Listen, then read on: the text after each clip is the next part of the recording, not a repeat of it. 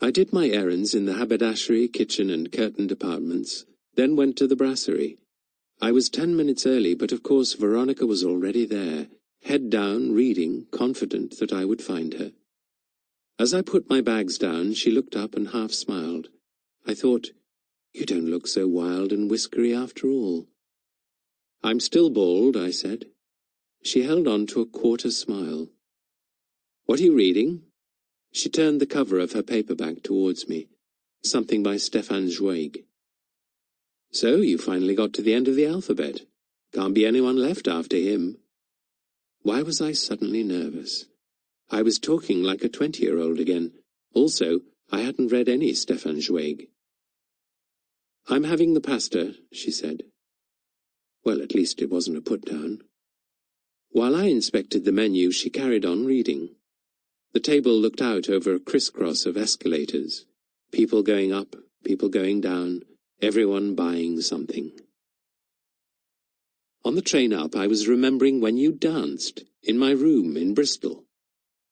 I expected her to contradict me, or take some indecipherable offence, but she only said, "I wonder why you remembered that."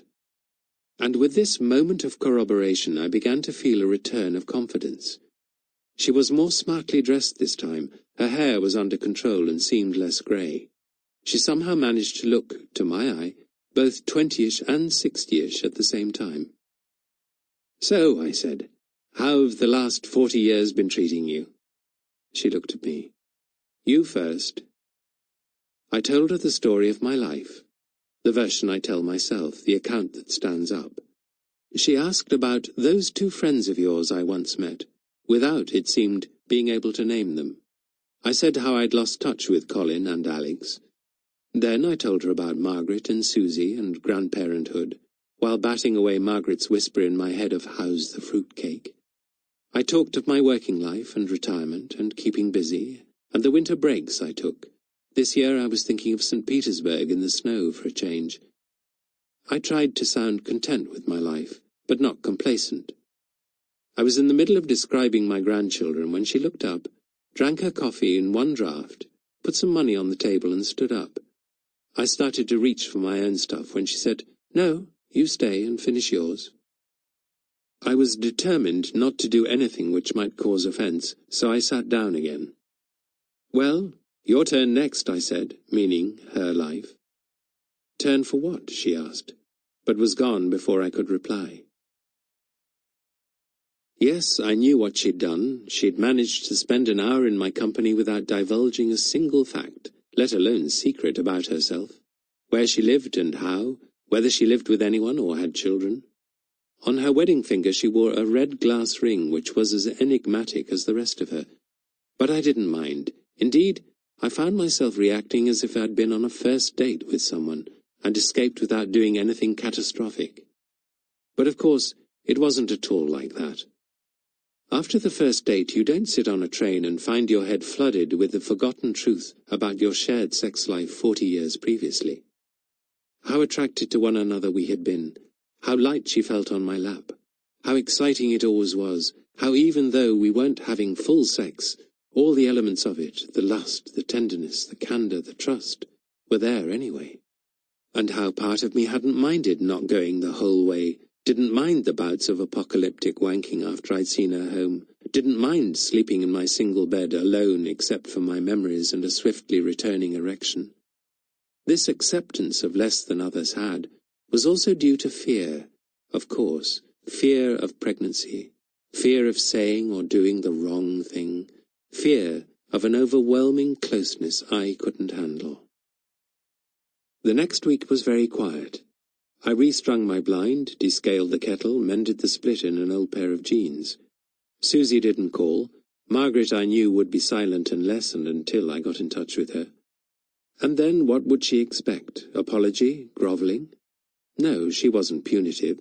She'd always accept a rueful grin on my part as acknowledgement of her greater wisdom. But that might not be the case this time. In fact, I might not be seeing Margaret for a while. Part of me felt distantly, quietly bad about her. At first I couldn't make any sense of this. She was the one who had told me I was now on my own. But then I had a memory from a long way back, from the early years of our marriage. Some chap at work gave a party and invited me along. Margaret didn't want to come. I flirted with a girl, and she flirted back. Well, a bit more than flirting, though still way below even infrasex. But I put a lid on it as soon as I sobered up. Yet it left me feeling excitement and guilt in equal proportions. And now I realized I was feeling something similar again. It took me some time to get this straight.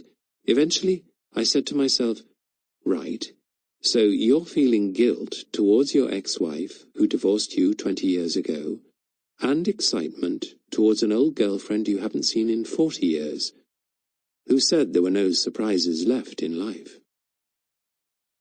I didn't want to press Veronica. I thought I'd wait for her to get in touch this time. I checked my inbox rather too assiduously. Of course, I wasn't expecting a great effusion, but hoped perhaps for a polite message that it had been nice to see me properly after all these years. Well, perhaps it hadn't been. Perhaps she'd gone on a trip. Perhaps her server was down. Who said that thing about the eternal hopefulness of the human heart? You know how you read those stories from time to time, about what the papers like to call late flowering love. Usually about some old codger and codgeress in a retirement home, both widowed, grinning through their dentures while holding arthritic hands. Often they still talk what seems the inappropriate language of young love. As soon as I set eyes on him, her, I knew she, was the one for me. That sort of line. Part of me is always touched and wants to cheer, but another part is wary and baffled. Why go through that stuff all over again? Don't you know the rule? Once bitten, twice bitten? But now I found myself in revolt against my own, what? Conventionality, lack of imagination, expectation of disappointment. Also, I thought, I still have my own teeth. That night a group of us went to Minsterworth in quest of the 7 boar. Veronica had been alongside me. My brain must have erased it from the record, but now I knew it for a fact. She was there with me. We sat on a damp blanket on a damp riverside holding hands. She had brought a flask of hot chocolate. Innocent days. Moonlight caught the breaking wave as it approached. The others whooped at its arrival and whooped off after it, chasing into the night with a scatter of intersecting torch beams. Alone, she and I talked about how impossible things sometimes happened. Things you wouldn't believe unless you'd witnessed them for yourself. Our mood was thoughtful, somber even, rather than ecstatic. At least that's how I remember it now. Though if you were to put me in a court of law, I doubt I'd stand up to cross-examination very well. And yet you claim this memory was suppressed for 40 years? Yes. And only surfaced just recently? Yes. Are you able to account for why it surfaced? Not really. Then let me put it to you, Mr. Webster, that this supposed incident is an entire figment of your imagination, constructed to justify some romantic attachment which you appear to have been nurturing towards my client, a presumption which, the court should know, my client finds utterly repugnant. Yes, perhaps, but what, Mr. Webster? But we don't love many people in this life, 1, 2, 3, and sometimes we don't recognize the fact until it's too late, except that it isn't necessarily too late. Did you read that story about late flowering love in an old people's home in Barnstable? Oh, please, Mr. Webster, spare us your sentimental lucubrations. This is a court of law which deals with fact. What exactly are the facts in the case? I could only reply that I theorize, that something else happens to the memory over time. For years you survive with the same loops, the same facts, and the same emotions. I press a button marked Adrian or